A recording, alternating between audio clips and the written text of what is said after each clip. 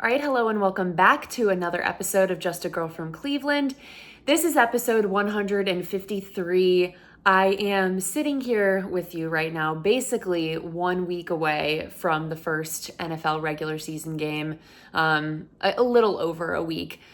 They gave us a great one to start things off with, Chiefs-Ravens. Very happy and excited that that's the first game we're going to get to watch. So looking forward to that. This weekend we have the first real weekend, week one of college football. Obviously, last weekend was week 0, but things will really be kicking off. We've got Ohio State Akron. Interested to see how the Buckeyes are going to do with a new quarterback and the $20 million they've invested in NIL money in players this season. Got to see if it actually pays off. Also just interested with college football and the entire landscape.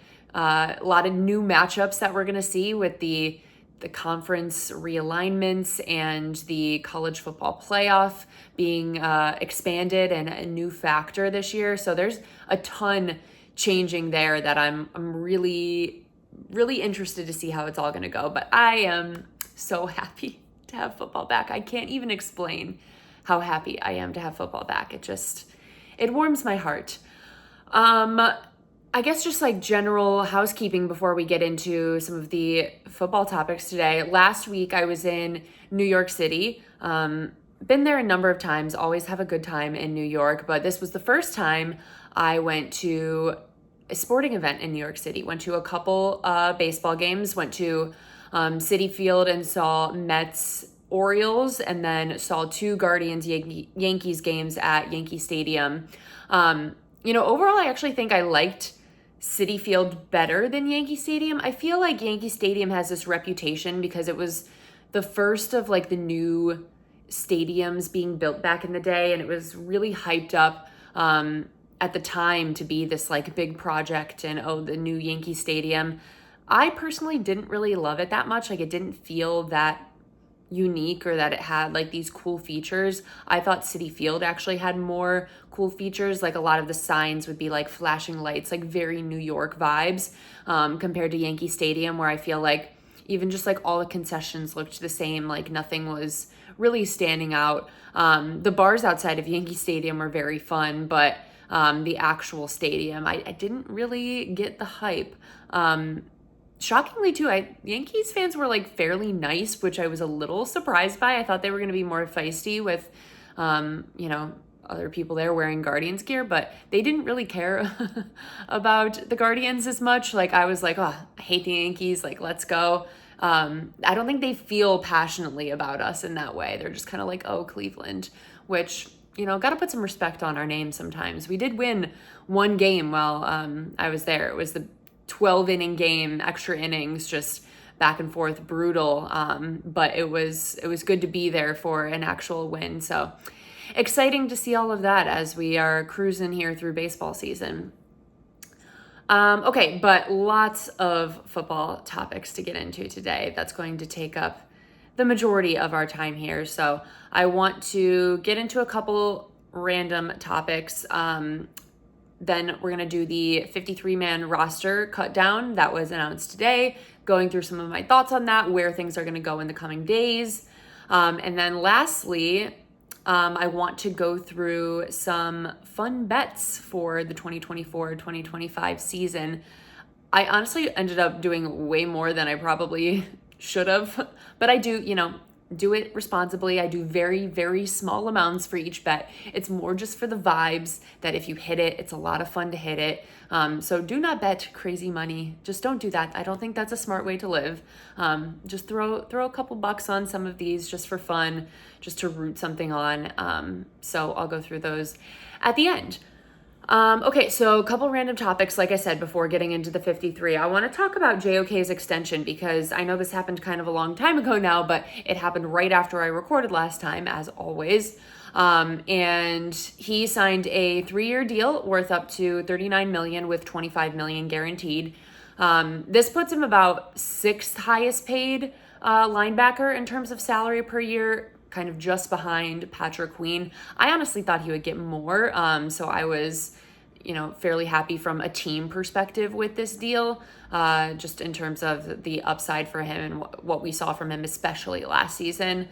Look, him as a player is probably one of the biggest wins for Andrew Barry in his time as the GM of this team. Was able to get him in the same draft as he got Greg Newsome, where he took Greg in the first round. Second round, traded up to get JOK, which was something a lot of fans really wanted, and has been incredible value to get what we have gotten from him as a second round pick. So overall, really happy for him. I'm interested to see what his role is going to look like this year. Some of the more veteran guys in that group are gone now. Anthony Walker, Taki, two guys that have been around for many years and knew the team well, had been in the league for a long time. And, I think JOK is at a point, which is crazy to even say, like, time flies so quickly that he is at this point where he is kind of one of the more veteran leaders in that group now, someone who's been a part of this organization for a couple years, kind of is, literally going to start his second contract, like knows how things are going. So I think he is going to take on more of a leadership role in that group, potentially even wearing the green dot more than he ever has in the past. Like that wasn't something that was, his designated role in any way. So I'll be interested to see if that's a role that they're going to give him more often moving forward. I know Anthony Walker had really held that role for a lot of time in the past. So will be interesting to see, but I'm really happy for him. He is such a likable guy as a person too. The things he does for the community, the things he does back home for where he's from, just the interesting tidbits and quotes we get from him. He's like truly one of those unique personalities in this league. I think of him kind of in a way of a Myles Garrett, where they have such unique interests compared to what you would picture a football guy to be interested in. And I just always think that's so fascinating to hear about those things and hear what makes these guys happy off the football field. So it has been a joy having him in Cleveland, which I don't always say about Notre Dame guys. So happy to have him around for a couple more years. The one other kind of just random topic before we get into the 53-man roster, which I guess this will tie into it, is the Browns got a whole bunch of guys off of the injury list in this last week, which is very exciting and very much needed going into week one with a competitive matchup against the Dallas Cowboys. Really happy to get a lot of these guys back. One especially being Greg Newsome. Look, the Cowboys have some talented receivers, just signed CeeDee Lamb to that extension. Really great to get a cornerback in Greg Newsome, especially knowing that Denzel might be up in the air for week one with his 5th concussion of his career.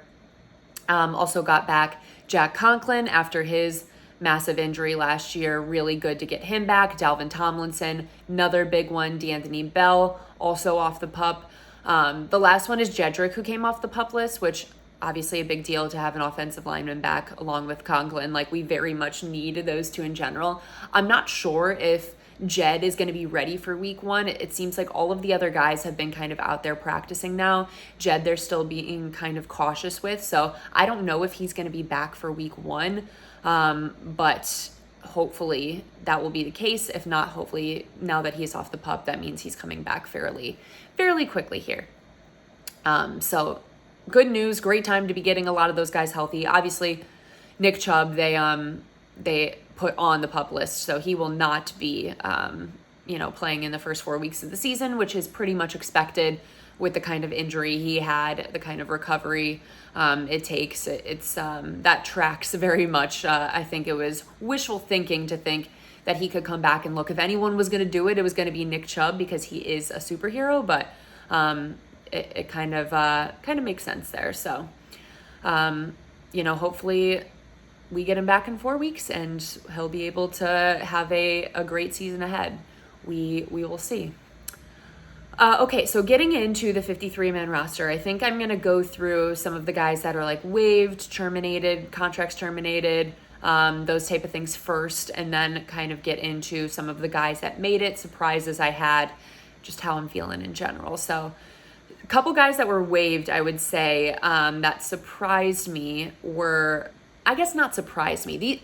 I'll take that back. These didn't surprise me. I expected these, but I think if you would have asked me like months ago, they might have surprised me, or at another point in time, I would have been like, oh, that's interesting that we're at this position where we're waiving a guy like that. First one being Siaki Ika.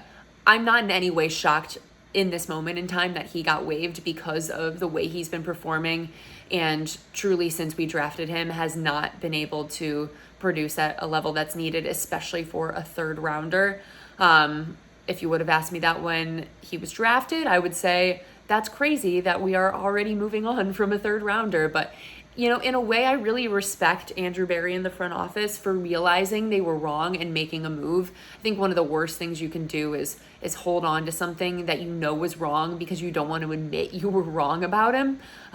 So I think it's better in that way to move on. There were better guys that they had in the defensive tackle group to move forward with. So look, it's you take your losses there. They've, you know, hit on some picks in those mid rounds, and they've missed on some too, like a Cade York, you know. But then you hit on others like Martin Emerson. It's just kind of the name of the game. But yeah, one of the blemishes I would say on Andrew Berry's time as a GM, not one of his better picks. Another one that I think people maybe a few months ago would have thought had a shot at making the initial roster was receiver Michael Woods. You know, he's battled some injuries and, you know, it felt like maybe there was a shot of him being that last receiver on the roster. But look, there is a pretty loaded group of guys there, not in terms of like top end talent where we have a bunch of stars, but a bunch of like good, consistent players that you really feel good about putting out there. And somebody just had to get cut. So I think there's a really good shot that he ends up on the Browns practice squad. Look, injuries happen, so you never know when he's going to have his name called, and he could still potentially, you know, get some decent time this year with the team. But, you know, that was one I think people have been thinking about, I guess, over the last couple months as like a potential, maybe he'll be around. I guess the one other was tight end Zaire Mitchell-Payton.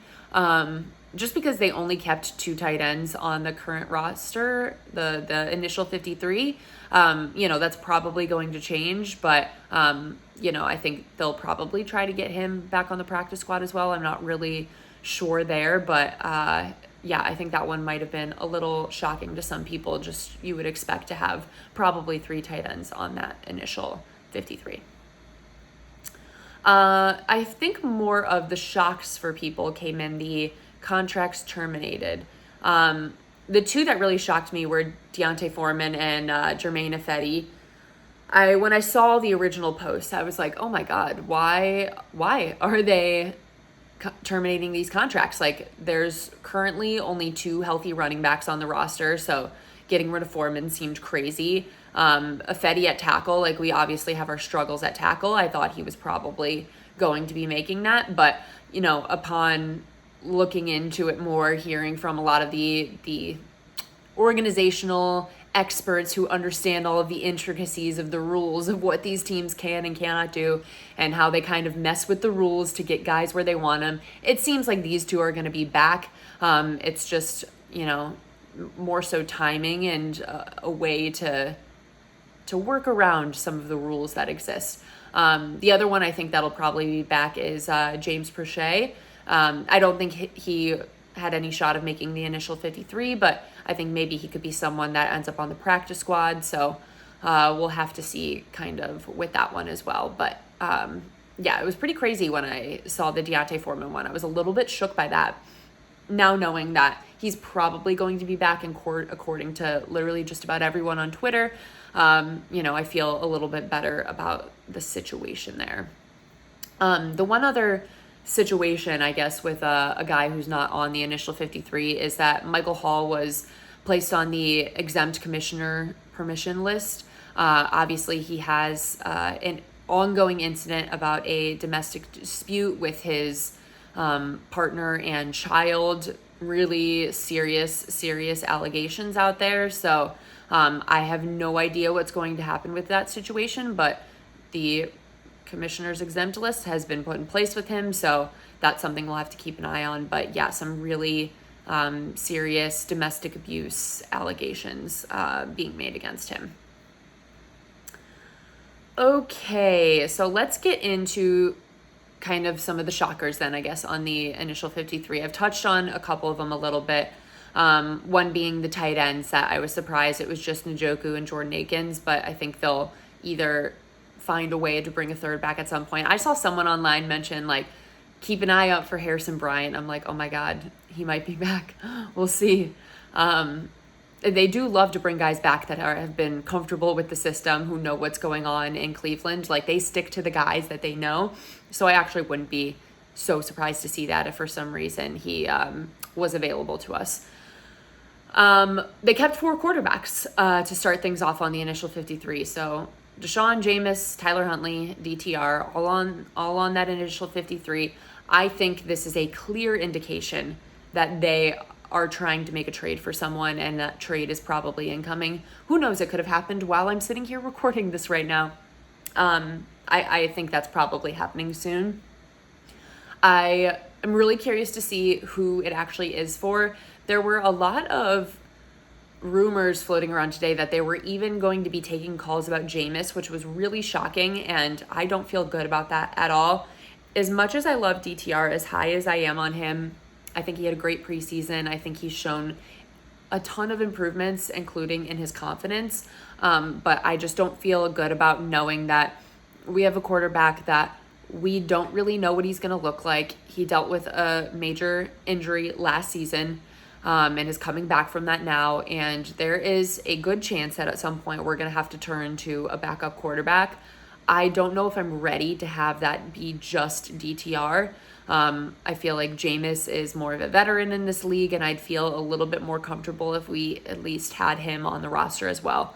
Tyler Huntley is the one that I would like to move on from. I just don't know if you're going to get any assets in return for Tyler Huntley. No one bid on him this offseason. He signed with the Browns knowing he was going to be deep into the depth chart, and I just don't know who would be willing to give up a trade asset at this point. Ideally, we could get even just like a little 7th rounder or something for him, but I'm not sure if I see that really happening. I mentioned the running backs thing being interesting, that it's just Jerome Ford and Pierre Strong, but hopefully they get Deontay Foreman back, and then, a couple weeks, Nick Chubb, need you, buddy, need you back. I feel like those were all my main shocks, more so on the offensive side of the ball. I don't think there was, I guess I was kind of questioning if James Hudson was going to be able to make it, but, look, this is, like everyone says, the initial 53. Moves are still going to be made.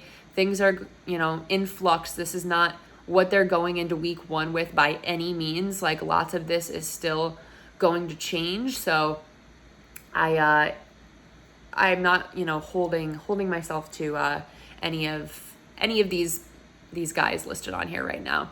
I did like the group of receivers after looking at it, just understanding where we've been with this group in the past. Last season we were arguing about Austin Watkins making the roster or not, and look, loved the guy in the preseason, but it seems like we have a higher caliber of talent at this point in time to be arguing about whether or not they're going to make it. I talked about Jamari Thrash last episode and how much he really showed up in the preseason. Cedric Tillman had a really great preseason. All reports are saying that he had a great camp as well, so feeling good about those guys. David Bell is kind of still a wild card, but it seems like he's a guy Kevin really liked and was excited about. So not shocked to see him in this group. And then obviously Amari, Jerry, and Elijah. No shockers there. Okay, yeah, I think that's everything with the initial 53. I'm sure when I talk next week on next episode, as we're preparing for week 1 of the season, it's going to be totally switched around and lots of different guys will be listed on here. So we will see what happens. Browns are never not making moves. They're always, I swear that team's got to be calling more people than any other team, just trying to make even the smallest little moves than any other team. Like, I feel like they do their due diligence on just about everything, which is really impressive as an organization. Makes you feel good about the decisions they're making. But yeah, there's always something happening with this front office in the Browns. Okay, time to get into bets. I did a lot of betting. I was just click, having a good time. I liked a lot of what I was seeing, so just, even just throwing a couple bucks on some of them for the vibes it's a good time. So we're gonna get into some of those now. I'll start with some like general NFL bets that I made for the season, and then we'll get into a few more Browns specific ones. These were, FYI, the odds that I'm giving were the odds on FanDuel when I bet them. They obviously could have changed by the time you go to do it. Also, it might be slightly different on other apps. I just wanted to use one consistent one for all of these, just to let you guys know what's up. So let's start with, we'll start with the other ones and then we'll end with the Browns ones. So the first one here I have is a little bit of a dual bet here. It's a combination of Chiefs to win the Super Bowl and Josh Allen to win MVP. So this wasn't actually, I didn't parlay these two together. This was like a pre-made FanDuel bet plus 5,500. I liked that a lot. 550 felt like crazy odds for something that I think actually has a decent chance to happen. So I'm feeling pretty good about that one. Nick Chubb, comeback player of the year. I know this is Browns related, but it's NFL awards related. Plus 1,500. Look, if 4 weeks in, he starts turning it up as soon as he gets out there. People love Nick Chubb too. Like, that's such a narrative-based award that I could see voters wanting to give it to Nick Chubb. Really liked that one. Offensive Rookie of the Year, Marvin Harrison Jr., plus 650. If it's not going to be a quarterback like a Caleb Williams or a Drake May, like it could most certainly be. If it's not one of those, it's going to be probably Marvin Harrison Jr. So I liked the odds on that one. Chiefs versus Lions Super Bowl. That was the pick I gave. I don't know if I did that last episode or the episode before. That is, odds are 2,800 plus 2,800 there. So feel good about those ones. I just genuinely feel like the Chiefs are going to be back again. So you could probably parlay that with just about any other matchup that of those top NFC teams and feel like those are decent odds in general. I did a little parlay of the AFC division winners that I'm predicting, as well as the NFC division winners. So for AFC, it was Ravens, Chiefs, Bills, Texans. A lot of favorites there, so nothing really very exciting. Although the Bills had lower odds than the Jets, which was kind of crazy. Plus 1930 there. And then the NFC, I had Bucks, Eagles, Packers, 49ers, which some of those were kind of the second team in the odds. So that was a little bit crazier odds, plus 2961. Those were all of my other NFL ones. So to get into the Browns specific ones, I took this one a while ago. Browns over 8.5 wins, minus 110. I don't know what the odds are now. I took this months ago when I saw that. I was like, we should be over that. If we're not, I'm going to be highly disappointed. So that was a good one. I was looking at some Amari Cooper bets. So there were two receiving touchdown ones that one of the odds is a little bit crazy, and I don't think he's going to hit it. 10 plus receiving touchdowns, that would be tough to hit, but it's plus 500. If you go down to 8 plus receiving touchdowns, it's plus 250. So still good odds, but he did have 9 in 2022 and 5 in 2023. So still a fun bet if you want to take the 8 there. I think he's going to be a big part of this offense. So I think there's a real shot of hitting that there. The other Amari Cooper one, so over 1,000 receiving yards was plus 120. If you want to bump that up to 1,250 receiving yards, which is exactly what he had in 2023, that's plus 480. So a huge jump there for the extra 250 yards. Feel a little safer with the 1,000 because he's probably hit that in, I want to say like 5 seasons or so. He's at least had 1,000 yards. But, you could get a little spicy there with the 1,250 yards for plus 480. David Njoku bets. These were some basic ones that they kind of offered up. David Njoku over 4.5 receiving touchdowns was minus 128, and David Njoku over 700.5 receiving yards minus 112. I wish the odds were a little better on those, but I had to put some David ones in, so just went for that. If you bet on the AFC North Division order, which this is the order that I have predicted, Ravens, Browns, Bengals, Steelers in that order, plus 1,100. Loved that one. I feel like those bets are kind of ones people don't always look at too, so the odds were kind of fun there. AFC North winner for the Browns to win the AFC North, which I don't know. I don't personally feel like that's going to happen, but why not sprinkle a couple bucks on it, plus 450.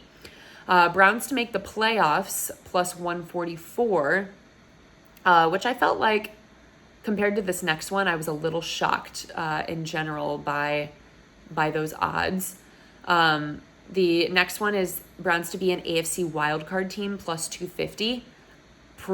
That seems pretty crazy good. Like I think they're going to be a wild card team. I feel like they're probably not going to win the division. I have more confidence that they would be a wild card team. So I would take that one, the plus 250 for them to be a wild card team, more so than I would the plus 144 for them to make the playoffs in general. Just better odds there on the plus 250. So those were some fun bets. Let me know if you bet any of those, or if you're looking at tailing any of that. It's fun to follow these along throughout the season. Like every time Amari Cooper scores a touchdown, I'm going to be like, check another one closer, which is always fun and exciting. So just wanted to give those out because I don't always talk about betting on here. I just do it for fun in my own time, but I felt like it would be fun to start off the season with some bets that maybe if anyone who listens to this wants to do it with me, we can be cheering the same thing on throughout the season. So let me know. Okay, so that is all I have for you guys today. The next time I will be talking to you, the Buckeyes will have played their first game, and we will be a few short days away from the greatest time of year, which is football season. I'm planning to record probably, I'm assuming I'm going to be doing Tuesdays again this season. That's what I did last season. Tuesday nights worked out pretty well for me, so that is the plan.